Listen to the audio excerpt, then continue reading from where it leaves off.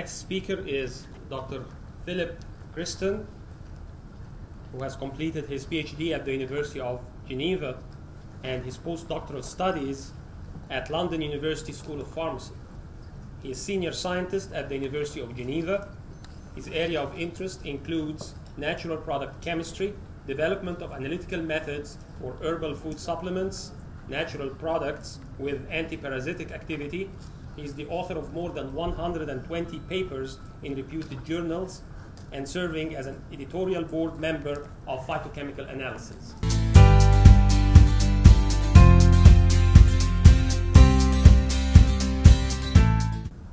Thank you, Mr. Chairman. Ladies and gentlemen, first of all, I would like to thank the organizing committee to give me the opportunity to present a part of our research dedicated to the targeted analysis of biomarkers for the screening of botanicals in herbal food supplement.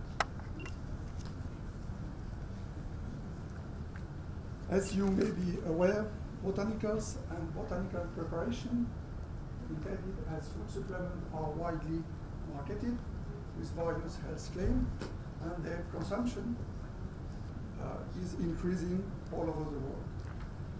This commercial success is largely due to a growing interest in natural ingredients, and the preparation are easily available to consumers through several distribution channels, as over-the-counter medicines in pharmacies, in supermarkets, in herbalist shops, or via the internet. But what is a food supplement? According to the European Food Safety Authority, the EFSA, food supplements are concentrated sources of nutrients or other substances with a nutritional or physiological effect whose purpose is to supplement the normal diet.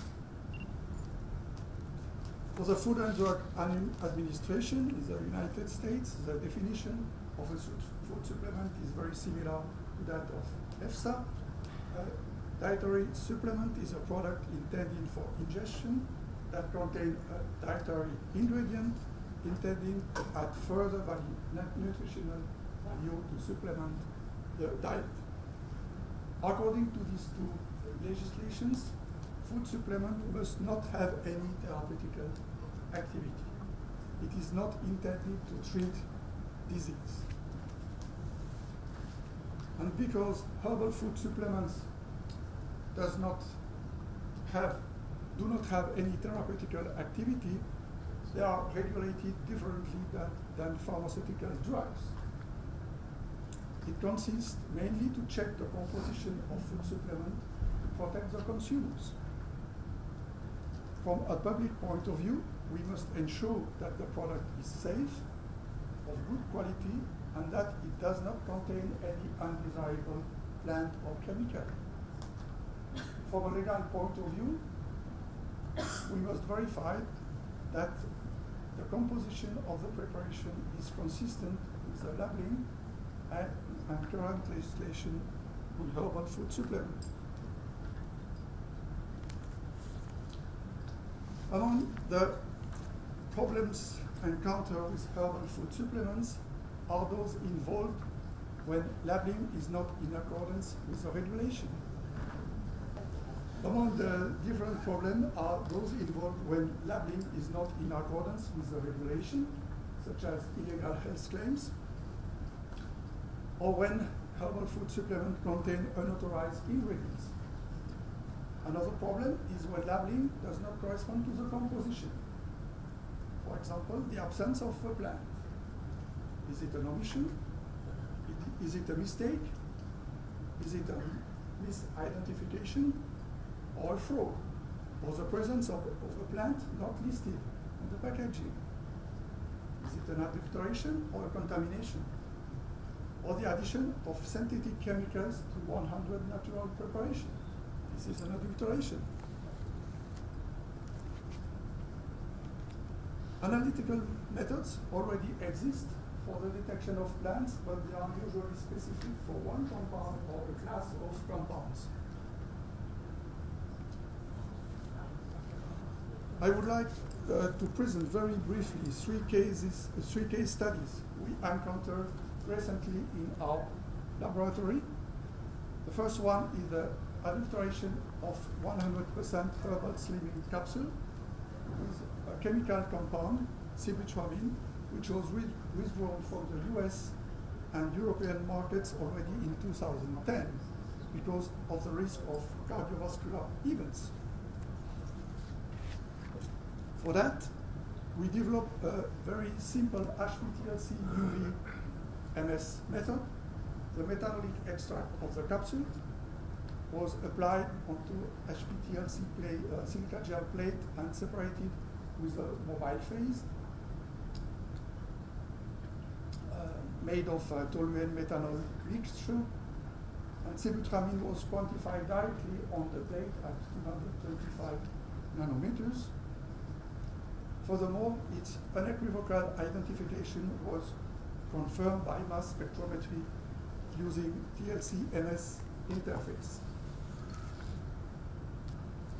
During 2 surveys, 52 weight loss supplements obtained via the internet was screened. Half of them were adulterated with sibutramine at amounts reaching up to 35 milligrams per capsule.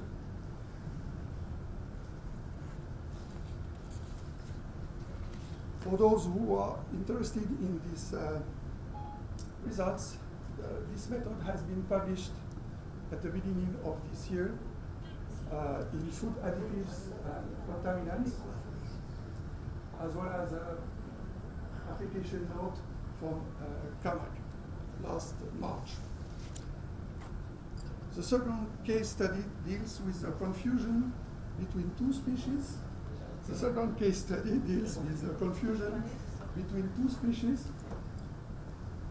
The Chinese star anise, which is prone to contamination with Japanese star anise, a toxic species containing high concentrations of anisatine, resulting in neurotoxicity in children after the consumption of star anise tea. These 2 species are very difficult to distinguish.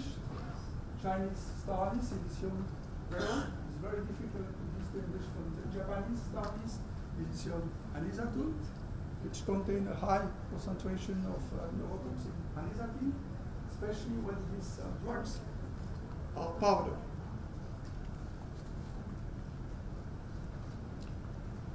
We use a fast and automated sample preparation process.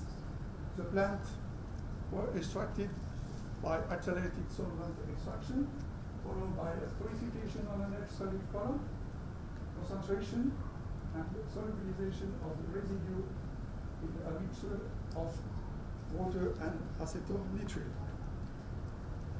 MS acquisition was based on a conventional selective reaction monitoring in negative ionization mode, while targeting anisatine at 3 specific mass transition, 1 for quantification and 2 for confirmation.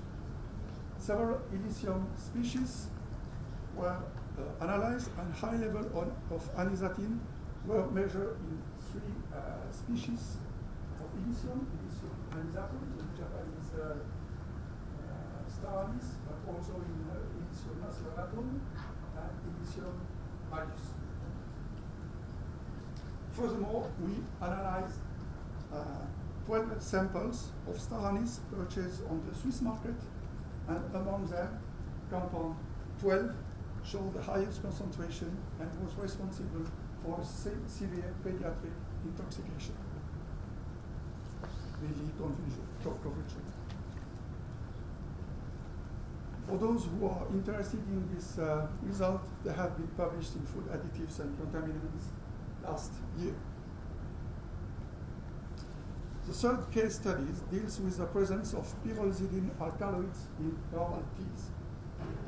As you know, some of these alkaloids, those carrying a double bond in 1,2 position and at least 1 ester function, are hepatotoxic, causing veno-occlusive disease and liver cancer in rats. The HPLC method was developed for the analysis of 10 of these toxic alkaloids.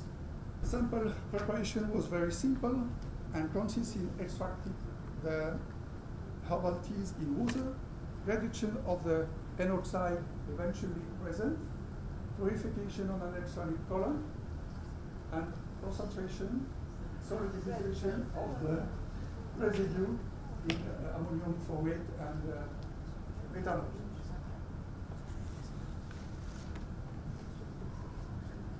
70 samples were analyzed and no pyrrolizidine alkaloid were detected in fennel, black, and green teas. In half of the mint sample and in the majority of the chamomile sample, pyrrolizidine alkaloids were detected at concentration up to 0.95 microgram per cup of infusion for the mint sample and up to 78 microgram per cup of infusion in the chamomile sample. All samples of rooibos contain pyrrolizidine alkaloids with a maximum concentration reaching 0.77 microgram of these toxic alkaloids per cup of beverage. In rooibos, we suspect that pyrrolizidine alkaloids are naturally occurring as they were systematically detected in the night sample, despite the fact that rooibos is considered as devoid of pyrrolizidine alkaloids. We just submitted these results in analytical and bioanalytical chemistry.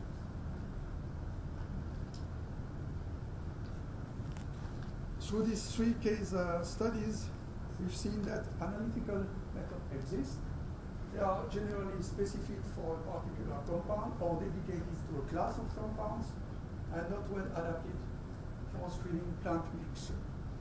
Our idea was to develop an efficient, generic, multi-targeted method to screen simultaneously several selected plants of interest in herbal food supplements by means of adequate biomarkers. The first step consists in choosing a plant which is not authorized in herbal food supplements. In this example, the chosen plant is Ginkgo biloba. Then the second step consists in finding a specific biomarker in the literature. In this case, we chose Ginkgo A. If this biomarker is commercially available and not too expensive, well, it depends. The next step is to verify that it is compatible with liquid chromatography in terms of solubility and chromatographic parameters.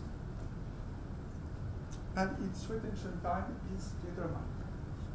Electrospray ionization in positive or negative mode is carried out, and the limit of detection is determined. For our method, we fix this limit to less than 500 nanograms per milliliter. The two most intense transitions are determined, and to complete the identification, 3 MSMS spectra at 3 different collision energies are generated. The last decisive step is to verify that the presence of this biomarker in the crude plant extract, and if the 5 steps are okay, the biomarker and the plant are integrated in the crude, in the LC-MS method, and the spectral data are saved in an in-house library. If the biomarker is not available,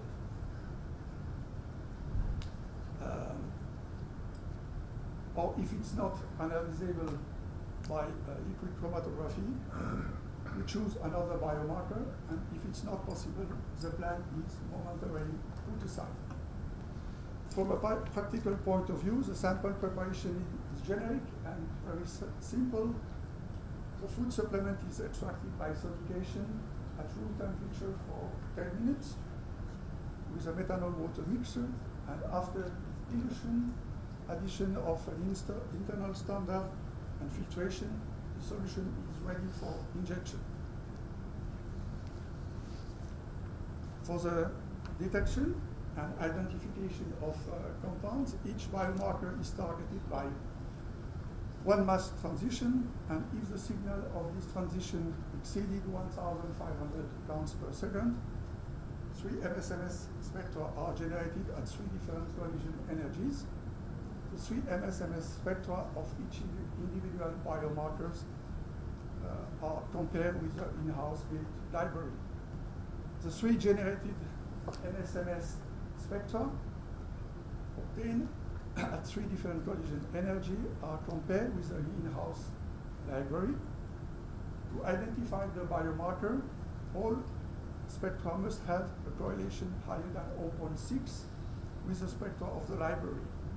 2 parameters, fit and reverse fit, were used to calculate this correlation.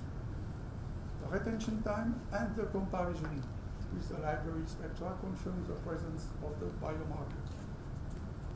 Here are the chromatograms obtained with a standard solution in the positive and negative ionization mode.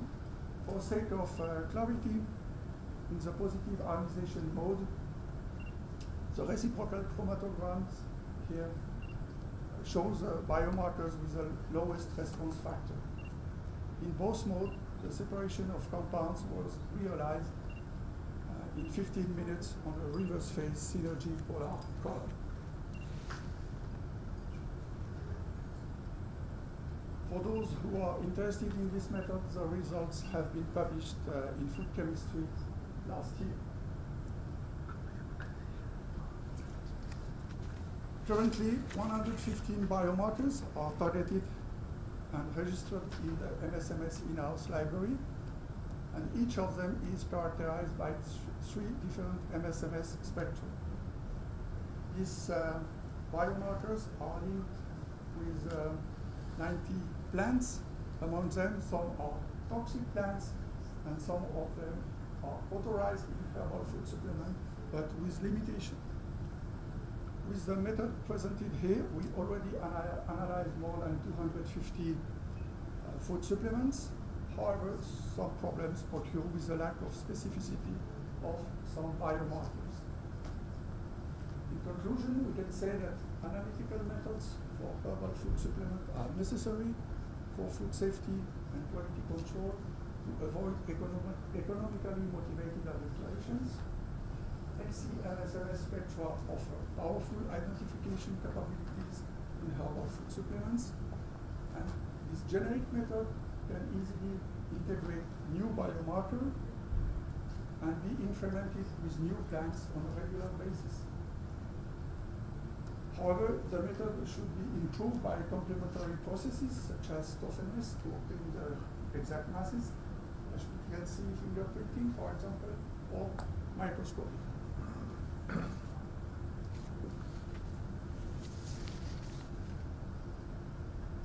Finally, I would like to thank my PhD student, Ms. Caroline Maton, who realized this investigation within the framework of thesis, and you for your kind attention.